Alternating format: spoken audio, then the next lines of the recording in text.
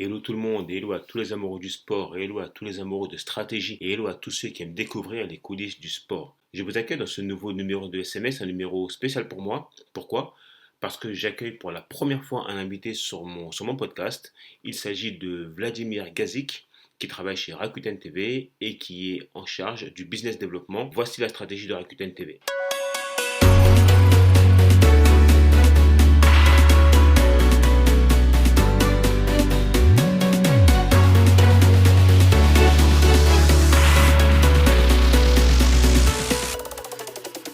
Vladimir, je te remercie d'être mon tout premier invité sur SMS, le Sports Marketing Show, et je vais commencer dans le vif du sujet en te posant ma première question qui est la suivante. Cette aventure chez Rakuten, c'est entre guillemets un choix, c'est une opportunité qu'il y a eu, comment t'es rentré chez eux?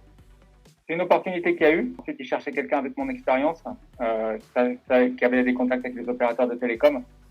Pour Rakuten, pour situer, c'est un peu un concurrent. C'est une plateforme OTT, donc ça va dans le même domaine que Film TV, que Netflix, mais c'est beaucoup plus petit. Hein. Ouais, Mais donc, pour tous ces opérateurs-là, la relation avec les telcos est très importante. Et comme j'avais une expertise dans ce domaine-là, en distribuant la chaîne Eurosport, et puis après en travaillant chez l'opérateur, même si c'est un petit opérateur à La Réunion qui s'appelle Zeop, d'accord. j'avais cette expertise et j'avais le réseau pour les aider à aller dans les box. Et aujourd'hui, donc précisément, ton activité consiste en quoi? L'activité consiste à aller démarcher tous les opérateurs de téléphonie et de Pay TV. Donc en France, c'est SFR, Bouygues, Free, il m'en manque un, Orange, et tous les petits, évidemment, Zeop, Vidéo Future et autres, et de leur proposer d'intégrer les deux produits de Rakuten, qui sont un, la TVOD, produit traditionnel, et deux, les chaînes FAST. Donc c'est un peu un nouveau modèle qui est en train d'arriver sur le marché, qui vient des États-Unis. D'accord. Les chaînes FAST aux États-Unis, chez Paramount, ça représente $1 milliard de chiffre d'affaires sur à peu près 300 chaînes. En France, en Europe, ça commence un tout petit peu. Les pays les plus développés sont l'Espagne et l'Angleterre. Ensuite, l'Allemagne et la France. Tu peux préciser en quoi ça consiste précisément? Alors, c'est des chaînes diffusées FAST, ça veut dire Free Advertising System of Television. Et c'est des chaînes diffusées en streaming, donc pas du câble traditionnel ou pas du satellite. Ça passe par de l'IP. Et grâce à l'IP, on arrive à intégrer de la publicité programmatique. Ça fait que chaque foyer aura une publicité différente. Tu auras la même chaîne, mais quelqu'un qui a un enfant et qui sur Internet va chercher à acheter des couches, il aura de la publicité pour des couches, pour des compotes Blédina ou des choses comme ça. D'accord. Quelqu'un qui sur Internet va chercher sur des sites de voitures, il aura des pubs pour les voitures. Pour les accessoires de voiture. C'est la grosse différence entre la télévision traditionnelle et la télévision FAST. La publicité est adressée. C'est hyper ciblé en fait. C'est hyper ciblé et ça se passe par un service technologique qui s'appelle le SSAI, Server Side Advertising Insertion. Et du coup, donc, par rapport au sujet du sport qui nous intéresse, comment le sport est intégré à tout ça? Alors aujourd'hui, le sport est un vecteur de marketing, de communication. Donc on n'a pas, Rakuten n'a pas vocation à acheter des droits sportifs. D'ailleurs, dans nos chaînes, on a une dizaine de chaînes qu'on exploite en nous-mêmes avec des contenus originaux ou des contenus acquis. On n'a aucune chaîne de sport puisque c'est trop cher. Le ticket d'entrée est trop cher.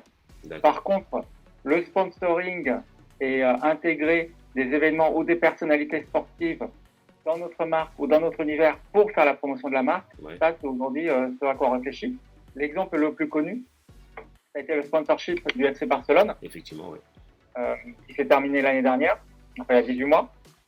Il y a eu la Coupe Davis aussi, qui s'est terminée du fait de la Fédération internationale de tennis, c'est pas du fait de Rakuten.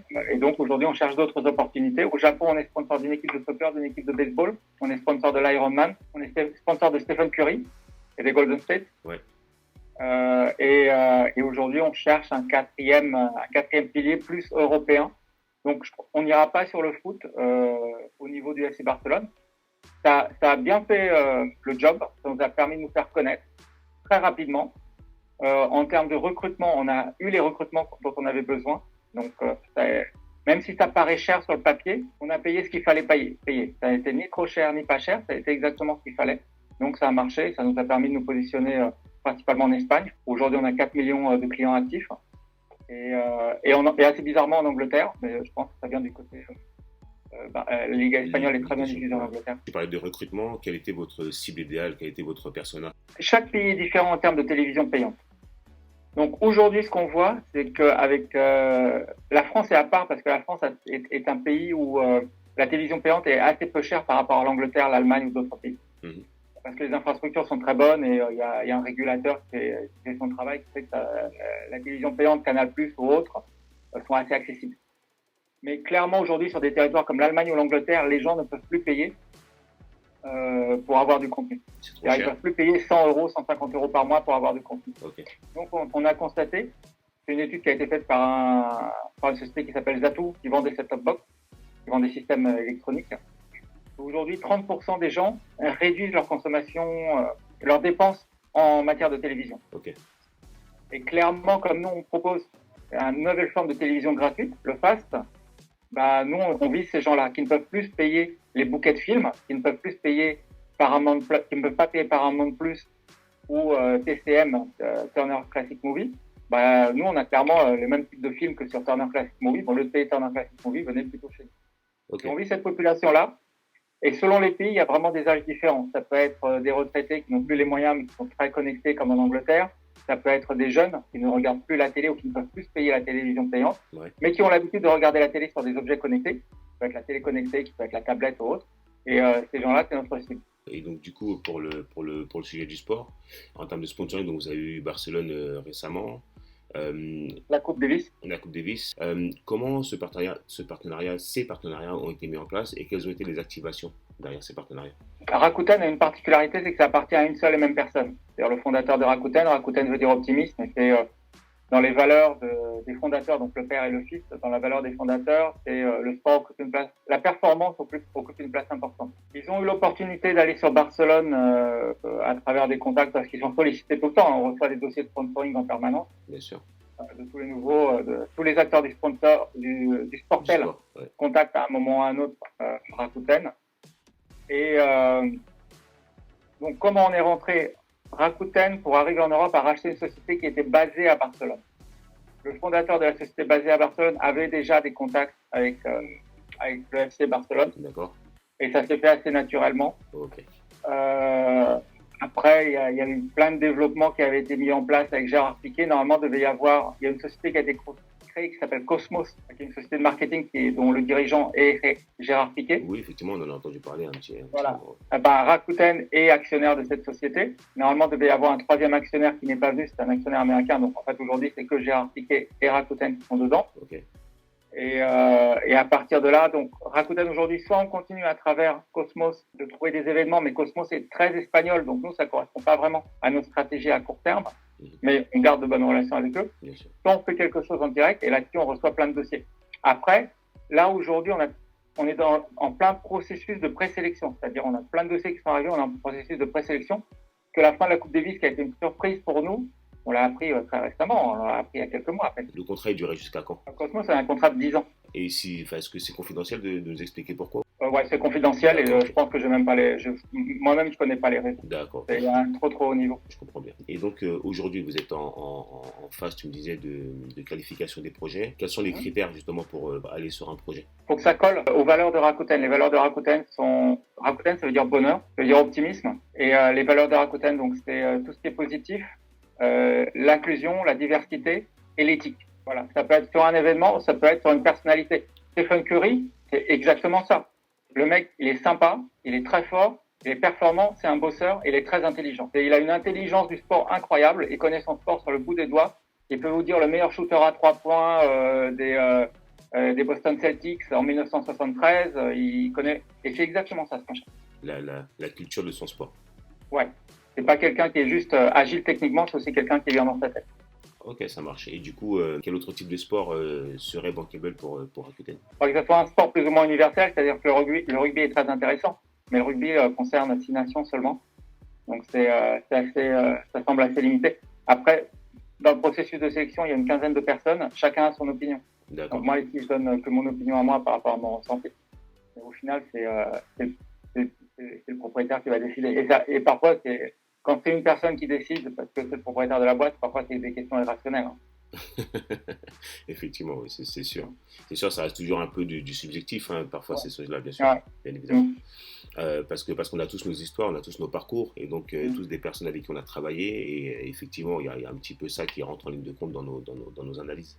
Même s'il faut rester pragmatique et factuel quand on parle de business notamment. comme tu es professionnel du marketing, tu sais que quand on paye le FC Barcelone X millions d'euros par an pour être sur le t-shirt, on sait que derrière, il va falloir encore repayer X millions d'euros parce qu'on va devoir prendre une agence de communication, une agence de PR qui, eux, vont nous amener des idées sur comment faire coller notre partenariat à nos valeurs et comment communiquer dessus. Et justement, vous travaillez avec quelle agence, vous? Alors, je n'ai pas le nom en tête, mais je peux te donner les coordonnées de la personne qui s'occupe de ça. Ouais, C'est nous. Ça Et m'intéresserait. je te donnerai après. Ouais, ça m'intéresserait parce qu'effectivement, une grande marque comme Rakuten, il faut l'accompagner dans ce processus et rester qualitatif face à un collaborateur comme le FC Barcelone ou la Coupe Davis. Il faut rester qualitatif, il faut rester impactant parce que vous avez un public et du coup, vous avez une cible, eux, ils ont un public et il faut que tout ça se retrouve dans le partenariat. Alors attention, tu fais la confusion que tout le monde fait. Il y a Rakuten et Rakuten TV. Moi, je suis Rakuten TV. C'est vrai. C'est Rakuten TV qui était sponsor du FC Barcelone. Ok. Rakuten, c'est une place de marché en ligne. C'est autre chose et la stratégie est différente sur Rakuten. Oui, exact. Tu fais bien de le préciser parce qu'on parle bien de Rakuten TV, bien évidemment. Ouais. Du coup, maintenant, par rapport aux différents partenariats que vous avez négociés avec les grandes ligues et les grands événements sportifs, donc comme la Coupe Davis, un partenariat comme celui-ci, ça se négocie comment? Ça se met en place comment? Oh ça se met en place sur du long terme. J'ai pas révélé de grands secrets. Enfin, quand je bossais à Eurosport, rien n'a changé. Hein. Sur les 25 dernières années, on nous dit toujours la bulle du sport va exploser. En fait, ça explose jamais. C'est principalement une question d'argent.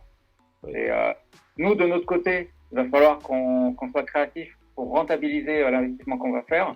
Mais que ce soit en termes de marketing ou de droit télé, c'est avant tout une question d'argent. D'accord. Et en gros, on a des processus qui sont des tenders, des mises en concurrence entre différents partenaires possibles. Donc ça dépend si on prend un club de foot ou si on prend la Champions League. De tête, je crois qu'il y a 80 niveaux de marketing différents. Ça peut être. Okay. Donc sur le foot, c'est énorme parce qu'ils essayent de maximiser au maximum les revenus du marketing.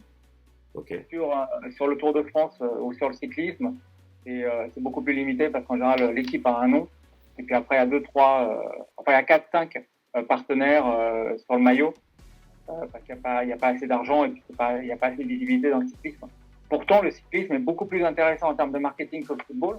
Parce qu'en football, vous allez être un sponsor parmi 80 en cyclisme et dans une enceinte fermée avec des gens qui sont dans des loges. Donc, en termes d'impact, c'est assez limité. J'ai travaillé sur le Tour de France pendant 4 ans. Pour moi, défenseur du Tour de France, le Tour de France est génial parce que non seulement les gens reconnaissent le nom de l'équipe, mais surtout l'équipe va se balader sur différentes courses dans toute l'Europe et rencontrer les gens à chaque fois. Et Cofidis, pour eux, c'était un très très bon vecteur de communication parce que ça soit dans la caravane du Tour ou dans la caravane du Giro ou dans la caravane de la Vuelta, et ils allaient rencontrer leurs clients, les prendre par la main et leur faire signer des contrats de crédit. Je pense qu'il y a un élément aussi qui doit jouer par rapport au Tour de France notamment ou ces événements cyclistes, c'est que c'est cette notion de temporalité où c'est vraiment fort sur 3 semaines. Ouais. C'est un moment dans l'année précis et on sait comment, justement qu'il faut y aller sur ça en fait. La Bundesliga a très bien fait le travail. En Bundesliga, il y a 18 clubs, donc en fait quasiment chaque week-end c'est un match intéressant. Avec 22 clubs ou 20 clubs, on sait c'est pas sans dire du mal, mais là j'étais à PSG Lorient à Paris l'autre jour. Bon, c'était sympa d'y aller, mais c'est pas le match du siècle. Ouais, ça dilue un petit peu, quoi. Ça dilue Ça dilue un peu la valeur. Ensuite, nous, comme on vend comme on a une plateforme OTT sur Rakuten TV, le recrutement se fait par des vouchers qu'on va distribuer sur les événements. Okay. Les gens récupèrent déjà vouchers, ensuite ils les activent et les activent pas, ils les activent. Ils essayent pendant 1 mois le service et après, on a 10-15% de rétention. Pour le FC Barcelone, ça avait très bien marché. Hein. Honnêtement, ça a fait le job. Ça a coûté cher, mais ça a fait le job. Oui, de toute façon, voilà, comme tu as dit tout à l'heure, très, très, très précisément et de manière très judicieuse, c'est toujours une question d'argent. Donc, je pense qu'effectivement, s'il y a le retour sur investissement qui est présent, en vrai, c'était le bon prix, quoi. C'était le bon prix, ouais. De toute façon, le bon prix, on peut le comparer, puisque si on regarde les études sur Internet, le coût d'acquisition d'un client sur OTT, que ce soit Netflix ou autre, c'est 1 000 € par tête. Ok, ça c'est le coût d'acquisition. C'est cher. Et ça ne veut pas dire qu'on met 1 000 € sur la table et la personne signe. Oui. Alors, on met 1 000 € sur la table et la personne va signer dans 6 mois, dans 9 mois, dans 1 an. C'est ça. Et c'est là où la notion effectivement de lifetime value prend tout son sens dans votre stratégie, j'imagine. Exactement. Pour nous, la lifetime value, ça va être vraiment que la marque Rakuten, enfin Rakuten TV dans mon cas, Tout à fait. rentre dans l'univers, dans le quotidien de chacun de nos clients. C'est-à-dire que, quand il travaille le matin, mais que ce soit un des outils qu'il va avoir dans son divertissement quotidien. C'est ça. Et que ce soit au bout de 3 mois, 6 mois, 1 an, en tout cas, toujours est-il Exactement. qu'il faut que dans cette On temporalité. essaye, pour éviter le churn, on essaye d'avoir un peu moins de 15% de churn et qu'un client reste chez nous enfin, le plus longtemps possible. Mais la réalité, c'est que quand on a une plateforme qui a du succès comme Netflix dans certains territoires et Rakuten en Espagne, c'est pas le cas ailleurs, mais sur l'Espagne, notre territoire principal, quand la personne reste 5-6 ans, c'est très très bien. Est-ce que tu peux me donner un exemple d'activation qui a été hyper impactant pour Rakuten TV? Là, ce que je vais donner comme réponse, ça va être très subjectif. La dernière, enfin, je pense pas que ça soit le meilleur exemple, mais en tout cas, c'est le dernier que j'ai en tête. On a fait un partenariat Rakuten TV avec McDonald's, ou avec Société Générale, ou avec AXA aussi, qui est un peu le même principe. C'est que eux, ils ont un univers, ils ont des services aux clients. Si on prend la Société Générale ou AXA, ils ont des programmes de fidélité où ils proposent, alors c'est pas AXA, c'est Allianz, ils proposent par exemple des places pour le FC Bayern. Ils proposent des places pour l'OGC Nice, des choses comme ça. Et dans leur programme de fidélité, nous, on leur donne des vouchers. On leur vend des vouchers. On fait un partenariat sur des vouchers. Eux, ils vont proposer ces vouchers à leurs clients. Et en fait, on a, sur la masse de clients de Allianz en France, en Europe, certains d'entre eux vont intégrer Rakuten dans leur univers sur la partie entertainment. Parce que c'est pas le rôle d'une société d'assurance, c'est pas le rôle d'une banque de proposer de l'entertainment, de proposer de regarder des films ou des choses comme ça. Donc nous, c'est un complément qu'on va apporter à un programme de fidélité chez McDonald's, chez Société Générale ou chez les... Juste pour information, je le dis pour les auditeurs, voucher, c'est des bons de réduction qu'on peut avoir pour justement bénéficier d'une offre avantageuse. Et là, pour Rakuten TV. Donc en gros, ils récupèrent un voucher avec un code et ils peuvent regarder gratuitement. Alors je ne me souviens plus du nombre de films, c'est 3, 4, 5 films. Et après, s'ils veulent continuer, ils doivent s'inscrire et continuer à regarder. Sachant qu'on a une grosse partie gratuite puisque le FAST est gratuit sur Rakuten. Donc on a quand même une offre gratuite très très importante déjà sur la plateforme en tant que telle. Et sur le plan des documentaires sportifs sur Rakuten TV, est-ce que vous faites comme Netflix, vous en produisez ou pas encore? Ah si, on en produit. C'est dès le début, dès que Rakuten TV est arrivé en Espagne, on a commencé pour retenir les gens et pour se différencier par rapport à d'autres, on a commencé à produire des documentaires sportifs dès le départ, produits ou coproduits avec Cosmos, principalement autour du FC Barcelone. Donc on a eu Xavi, on a eu Iniesta, on a eu tous ces gens-là. On a un nouveau contenu par mois qui sort sur la plateforme. Aujourd'hui, ça se focalise, jusqu'à l'année dernière, ça se focalisait que sur le marché espagnol. Donc c'était, et que sur le sport. Donc on a eu le foot, on a eu la natation synchronisée avec Ona Carbonel. Là, on a acheté les droits. Donc voilà, avant, c'était focalisé que sur l'Espagne. Ensuite, depuis la fin de l'année dernière, on a fait des téléréalités qui sont un peu plus internationales. Coproduites avec des grosses sociétés comme Banijay ou Endemol. Et là, on est en train de discuter des droits plus exclusifs et plus internationaux, avec des grandes figures du sport international qui ne sont plus espagnoles, mais cette fois pour toucher un public beaucoup plus large, pour viser des territoires comme on souhaite développer, comme on est espagnol, on souhaite se développer en Amérique du Sud. Et donc on regarde pour acheter les droits de livres sur la vie de tel ou tel sportif américain, sud-américain, anglais, européen, mais sortir du côté espagnol. C'est ça. Et donc, il est adapté en film documentaire. Exactement. Ok. Et les films documentaires, en général, ils font 1 heure et demie. Entre 1 heure et 1 heure. Et un film documentaire, ça coûte combien à produire? Alors, honnêtement, ça dépend de tout. Si on prend la définition du CNC d'un film documentaire, pour être financé, ça doit être au moins... alors, les conditions du CNC pour qu'un film soit défini comme un film documentaire et pas un reportage, c'est la grosse différence. Parfois, Canal+ dit... on vous propose un film documentaire, en fait, c'est un reportage produit en 2 semaines. Un vrai film documentaire, selon la définition du CNC, de tête, c'est minimum un budget de 120 000 euros, peut-être 150 000 euros, mais c'est sur le site du CNC. Je crois que c'est 120 000 euros et 18 mois de développement. Ça veut dire 18 mois d'écriture. Et nous, on est à plus, c'est plus de 120 000 euros, évidemment, on est on est beaucoup plus. Sans dépasser le million. Mais par contre, on a vraiment les 18 mois d'écriture. Parce que la différence entre un reportage et le documentaire, c'est surtout l'écriture. Et sur un film documentaire que vous produisez, quelle est la stratégie par rapport au ROI de vos films documentaires? Alors, c'est pas de nos films documentaires. Je pense que d'une façon générale, on ne gagne pas d'argent quand on produit des documentaires. On ne gagne pas d'argent quand on produit de l'animation ou des dessins animés pour enfants parce que tout est disponible gratuitement sur YouTube. Par contre, ça nous permet déjà de travailler nos images dans le domaine du sport, de développer nos contacts et surtout, c'est des contenus que personne d'autre va avoir. Donc, en tant que tel, les ROI dans ces domaines-là sont pas aussi élevés. Là où les ROI sont très élevés, c'est dans la finance ou ailleurs, mais pas dans le documentaire et pas dans la télévision. D'accord, Ça a ok. été très élevé il y a 15 ans, mais aujourd'hui, la télévision ne rapporte plus autant qu'avant. Ouais, c'est ça. Donc, du coup, en vrai, vos attentes, lorsque vous produisez ce type de contenu sportif, il n'est pas vraiment sur l'aspect financier, du coup. Non. Il est beaucoup plus sur l'aspect stratégique, réseau, enfin voilà, toutes ces choses-là. Image building Image building aussi. et rétention des clients avec du contenu exclusif qu'ils ne vont pas voir ailleurs. Le churn aujourd'hui est le plus gros problème de toutes les plateformes OTT, que ce soit Netflix, Amazon ou autre. Donc nous, c'est notre outil anti-churn à nous, comme d'autres ont leur propre outil. Hein.